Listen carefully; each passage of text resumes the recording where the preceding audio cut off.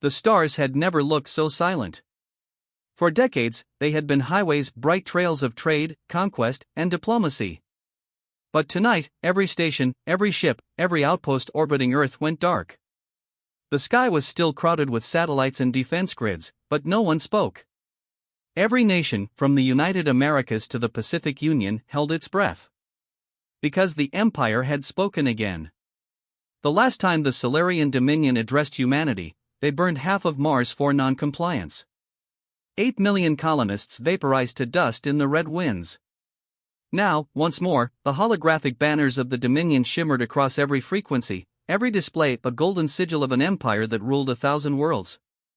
And this time, they demanded a tribute. Not gold.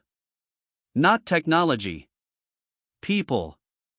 1 million human lives to be honored as servants in the Dominion's unity armies, a euphemism that history already knew too well. Forced labor, experimentation, assimilation. The message had come 3 days ago, carried by a Solarian warship that blotted out half the moon. The countdown was ticking. 3 days to respond. If humanity refused, Earth would be cleansed, sterilized for contamination. Every world leader, every admiral, every scientist had gathered beneath the black steel ceiling of the United Earth Council dome in Geneva. The air shimmered with tension, the walls echoing with the low hum of translation drones. Holographic projections of generals and ambassadors flickered in place, ghostly reflections of humanity's desperation.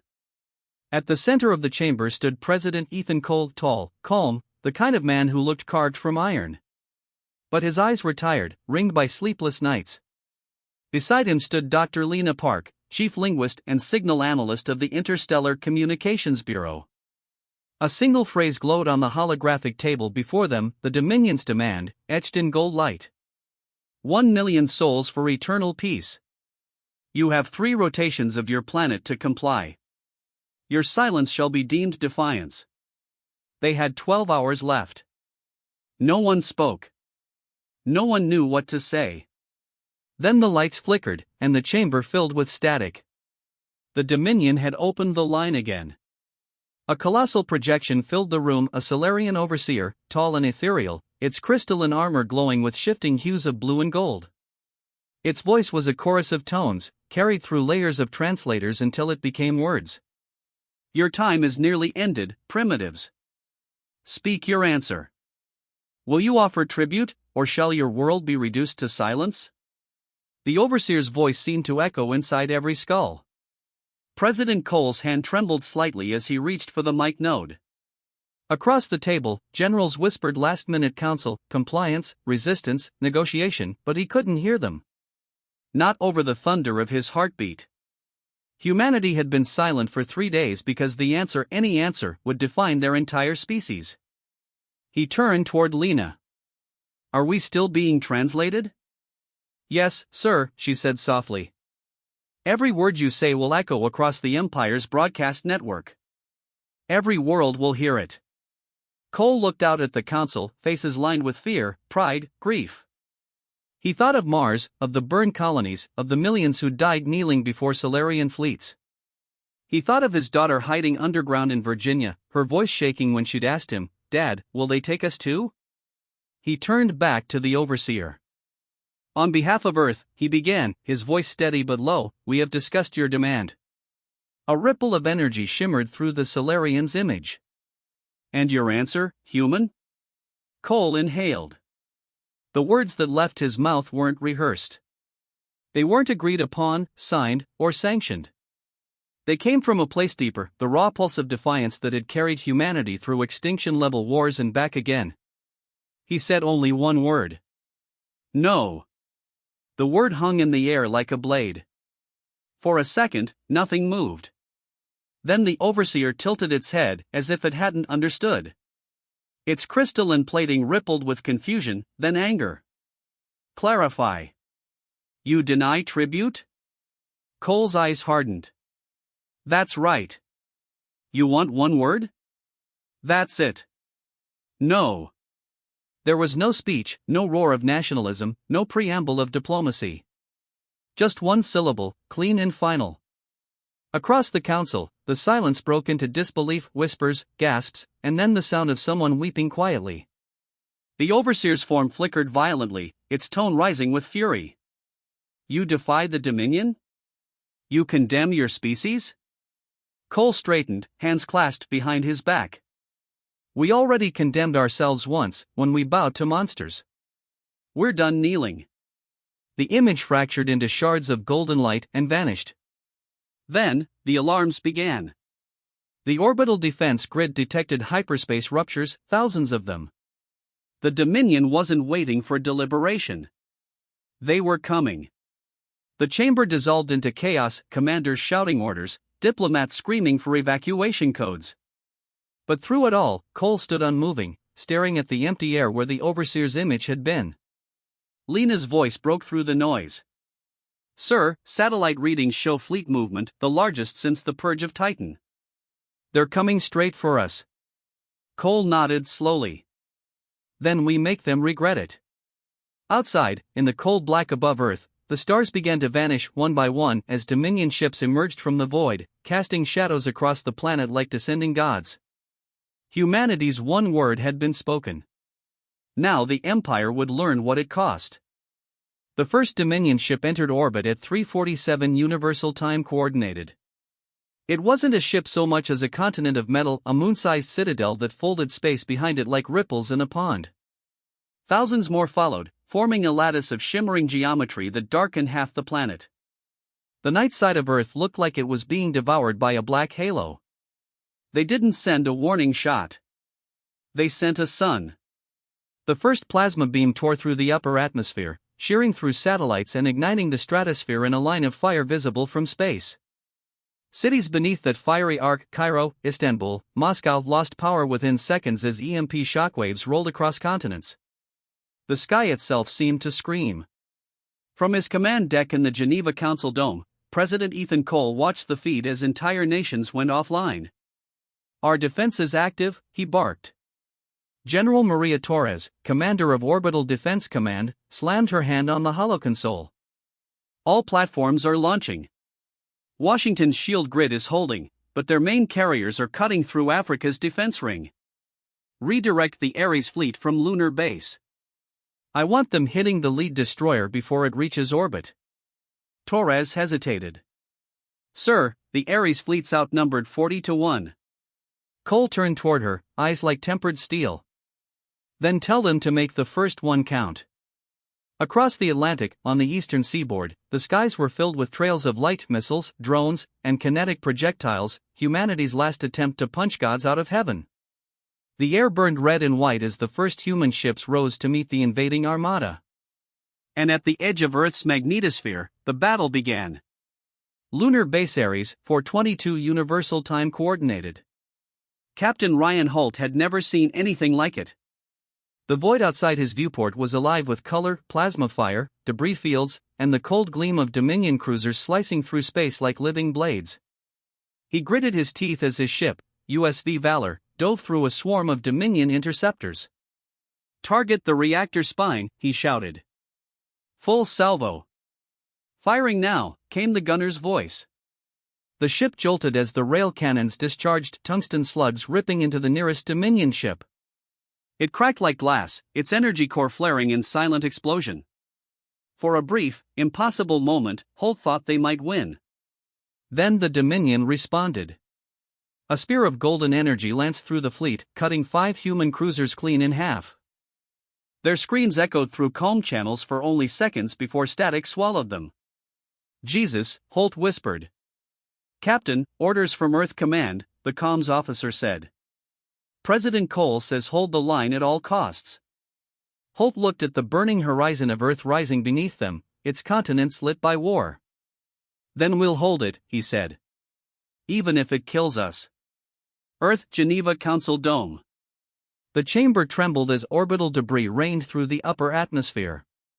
The Dominion's first wave had begun bombarding military centers, orbital strikes that looked like falling stars. Dr. Lena Park's fingers danced across her console, trying to maintain contact with the outer colonies.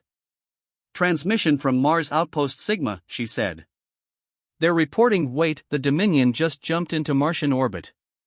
There, sir, they're glassing the surface. Cole closed his eyes. Mars, the first colony, the symbol of humanity's expansion, gone. The room fell silent except for the distant rumble of explosions. A young officer burst through the doorway, blood trickling from a cut across his forehead. "Sir, emergency transmission from the Dominion flagship. They're broadcasting something." Cole motioned for him to put it on. The chamber's central display flared to life. The overseer's crystalline visage returned, flickering amid the static of battle. Behind it, the endless dark shimmered with fire. "So this is your answer, human?" "Defiance." Cole didn't look away. "You expected us to surrender? You misunderstand your place. Empires are built on obedience. You are children playing with stones against storms." Lena leaned closer to Cole, whispering, "Sir, they're broadcasting on open galactic channels. Every world in the Dominion is watching this." Cole's expression hardened. "Then let them watch." He stepped forward, voice steady. "We may be children, Overseer. But we remember our ancestors, the ones who threw stones and made revolutions." "You think this is defiance?" "No. This is us beginning.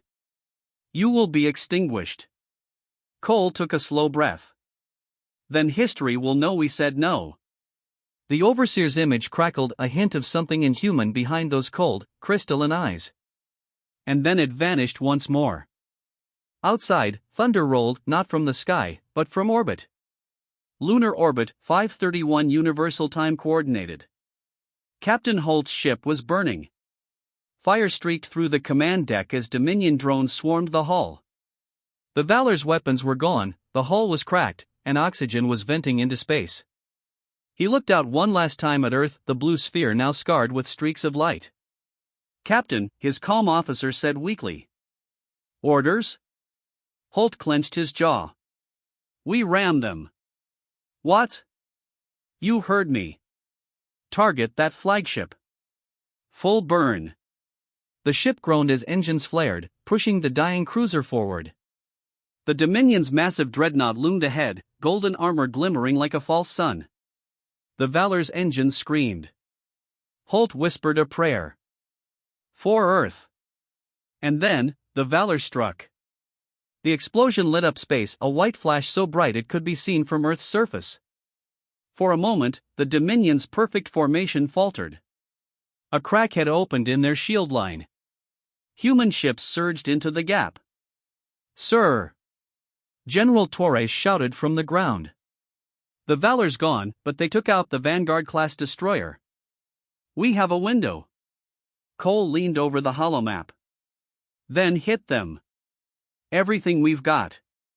The order went out, and for the first time that night, humanity's counterattack began. Nuclear lances erupted from orbit. Railguns fired from mountain bases. EMP bursts blinded Dominion drones. Every human weapon, every defense system, unleashed at once. The skies over Earth burned, not just with destruction, but with resistance. 1 billion humans watched from shelters and bunkers as the heavens turned to war. Pacific Ocean, 610 Universal Time Coordinated. On a remote island base, Lena Park stood on the observation deck as the auroras of battle shimmered overhead, swirling curtains of red, green, and gold, formed by the energy discharges of orbiting fleets.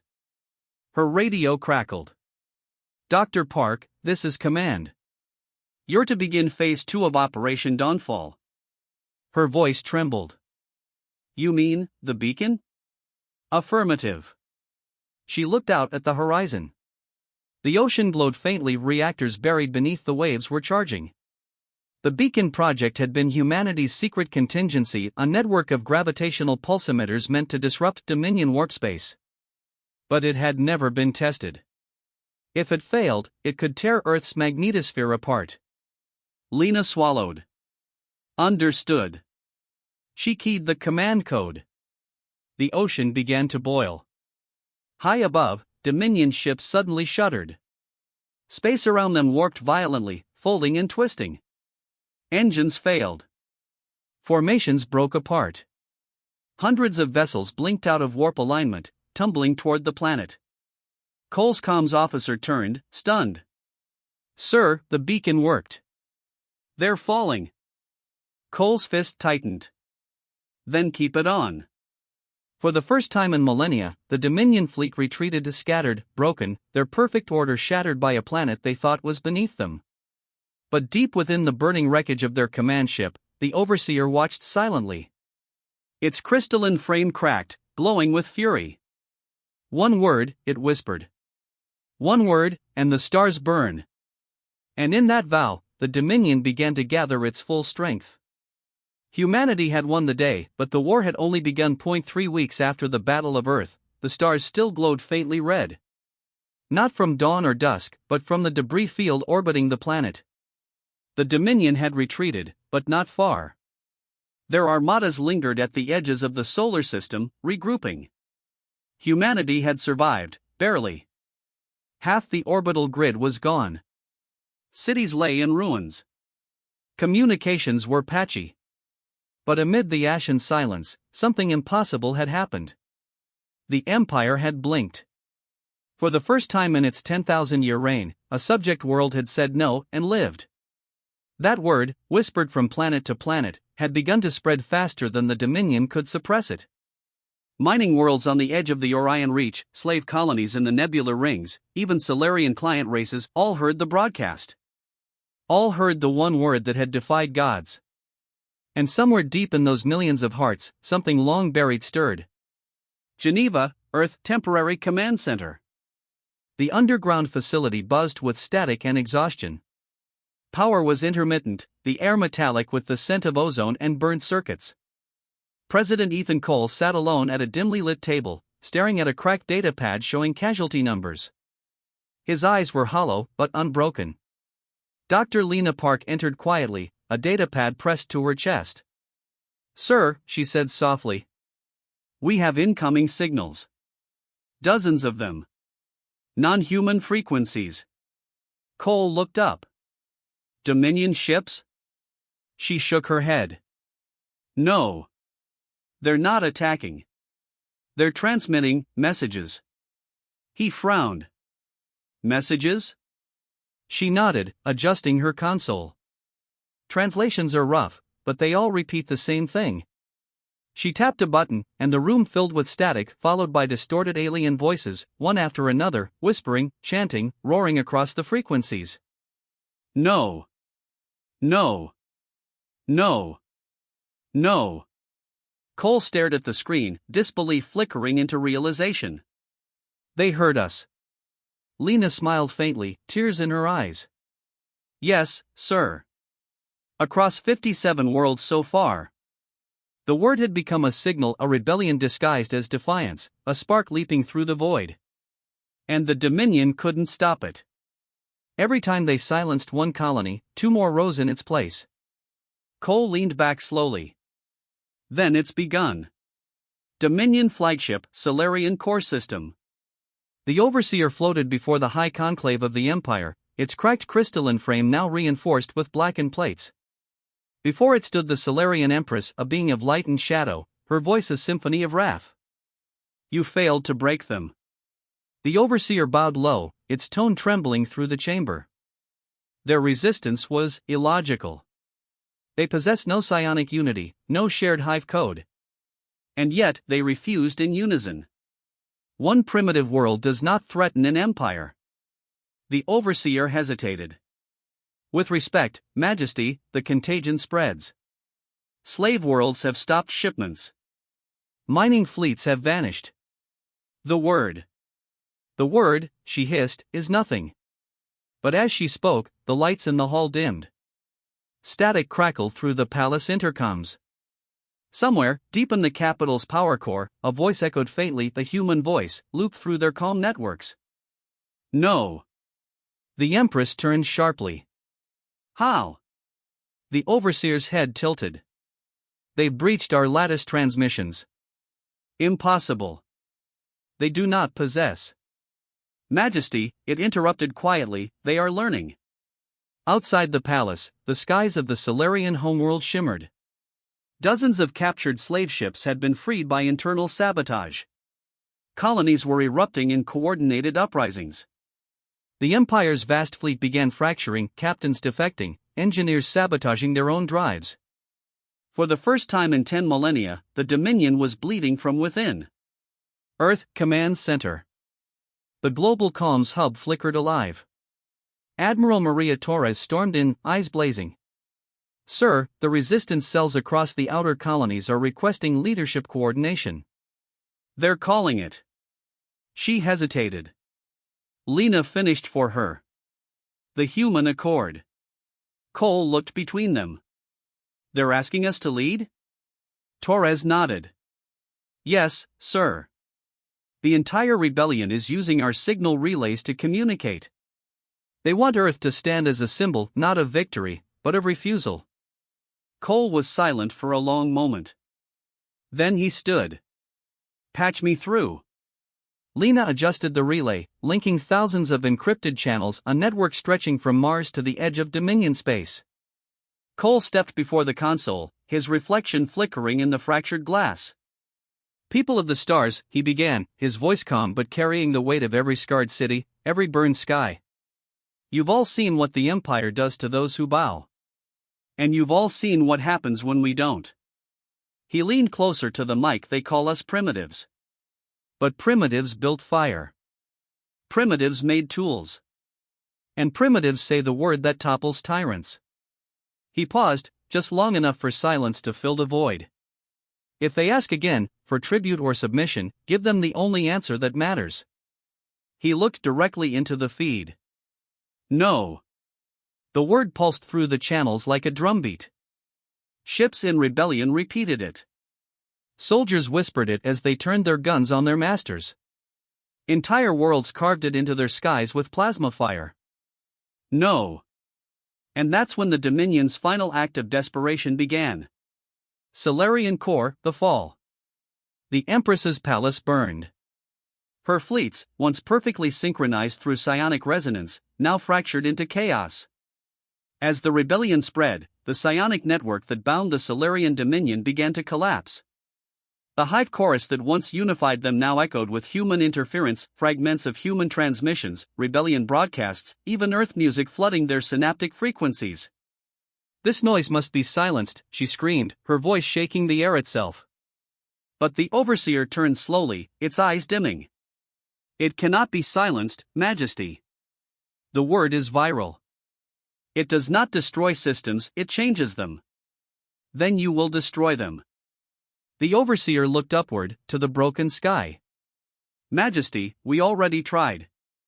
And with that, the overseer vanished, transmitting one final burst of data into the void before its crystalline body shattered to dust. That data packet traveled across light years, through abandoned jump gates, until it reached Earth orbit. Earth orbit, 22 days later. Lena Park stood aboard the newly commissioned USV Horizon, watching the stars. "Signal received," her comm officer said quietly. "Decoded. It's not coordinates. It's a message." Cole stood beside her, his uniform worn and patched. "Let's hear it." The message crackled alive, the overseer's voice, faint, distorted, almost human. "We were forged in unity. We believed unity was obedience. You have shown us another kind. The word that destroyed us was not defiance, it was freedom. You have unmade gods." The message ended. Cole said nothing for a while. Then he looked out at the stars, where Dominion ships once loomed but now drifted in silence. "They called it one word," he said softly. "But it wasn't just a word."